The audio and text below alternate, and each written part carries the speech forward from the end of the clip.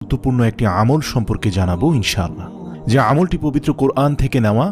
যাদের কোরআনের প্রতি অগাধ বিশ্বাস, ভালোবাসা, ভক্তি, শ্রদ্ধা রয়েছে, তারাই কেবলমাত্র আজকের এই ভিডিওটি শেষ পর্যন্ত দেখবেন।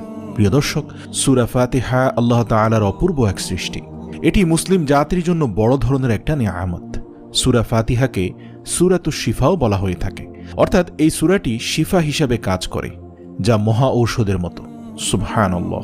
প্রিয় দর্শক, রাসূল সাল্লাল্লাহু আলাইহি ওয়াসাল্লাম এবং সাহাবায়ে কেরামগণ সূরা ফাতিহা দ্বারা ফু দিতেন এবং ঝাড়ফুঁক করতেন, যা আমরা সহিহ হাদিস থেকে পাই। তাছাড়াও আজকে আমি আপনাদের জানাবো সরিষার তেলে সূরা ফাতিহা পড়ে ফু দিয়ে তা খেলে অথবা মালিশ করলে কি হয়। সুপ্রিয় দর্শক, আপনারা জানেন যে সরিষার তেল মানবদেহের জন্য অত্যন্ত উপকারী।